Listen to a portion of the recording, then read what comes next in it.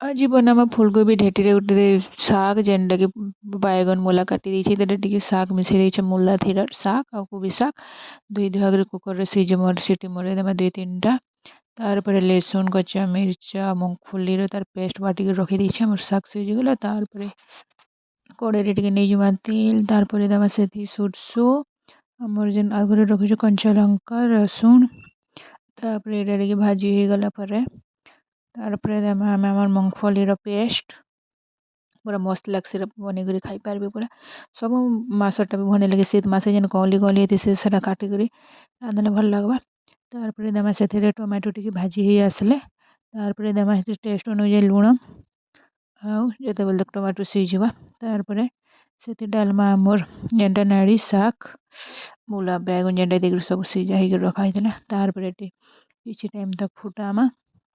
ପୁରାପୁରି ମୋତେ ମସ୍ତ ଲାଗ୍ସି ପୁରା ଥରେ ନିଶ୍ଚୟ ଟ୍ରାଏ କରିବି ଦେଖ ଟିକେ ଢାପି ଦେଲା ପରେ ତାରପରେ ଆମର ହେଉଛି ଶାଗ ରେଡି ଶାଗ କହିପାରମା ଯେହେତୁ ଶାଗ ଟିକେ ମିଶିଛି ଫୁଲକୋବିର ଢେଟି ତ ପୁରାପୁରି ଟେଷ୍ଟ ଲାଗ୍ସି ଦେଖ କେନ୍ତା ଲାଗଲା बताबी और वीडियो टी एटी एंड करूसी थैंक यू फॉर वाचिंग।